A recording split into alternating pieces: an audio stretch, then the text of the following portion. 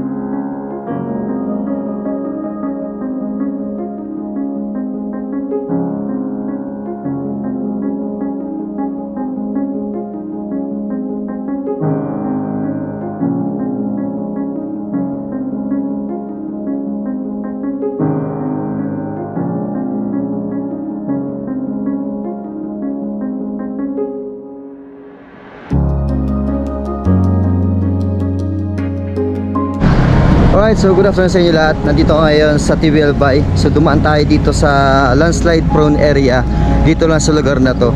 So halatang halata dito na medyo delikado ang lugar na to, lalo sa mga motoristang dumadaan dito.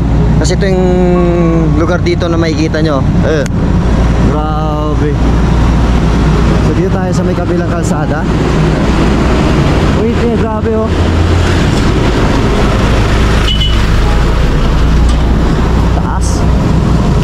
So under construction, tinatrabaho tong lugar na to.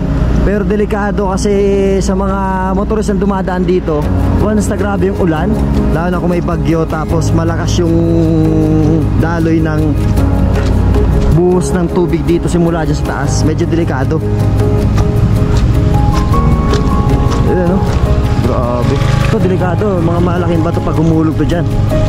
Ayan, tapos masagi o matatamaan yung mga sasakyan dumadaan dito. So dito naman karagatan, ayan, grabe, nakakatakot to pag grabe yung ulan, no?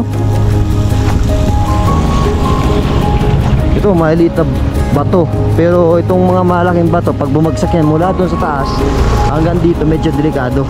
So ilang beses ako dumaan dito, talagang sabi ko babalik at babalik ako dito sa lugar na to, going to Malinaw, kasi ito yung gusto ko ma-vlog. Tapos mapaliparan ng drone para makuha ng mga videos at photos. So grabe oh.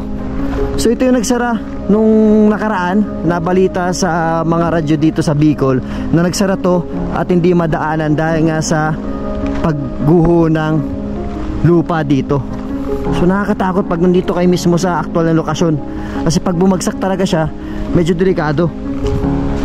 Tapos yung putik, grabe oh. Kita nyo yan? Taas. Hanggang doon yan sa may dulo. So hindi natin sasagarin kasi medyo malayo na. Tapos may tubig pa dyan sa may baba. So yun, hindi na tayo tutuloy dyan.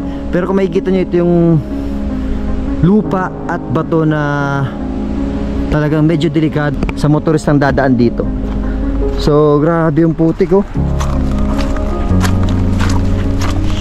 Pinaliparan ko tong drone para makuha natin ng videos. Makikita nyo naman yung lawak nito, tapos yung buong itsura ng lugar na to.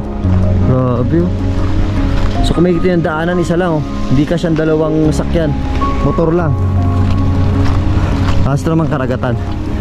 Alright, dito lang yan sa may TV Albay. Madadaan nyo to pag dumaan kayo simula sa Partido area going to TV at Malinaw Albay. Ayan, taas. So kahit linggo may katrabaho dito. Ayan, so dapat talaga maayos na to, kasi yun nga, sabi ko sa inyo, medyo delikado sa mga motorist na dadaan dito. Kasi pag sobrang ulan tapos bagyo, talagang babagsak to kung sakali. Ayan. So ayan, papunta na ako sa TV Albay. So punta naman tayo sa Vera Falls. Let's go.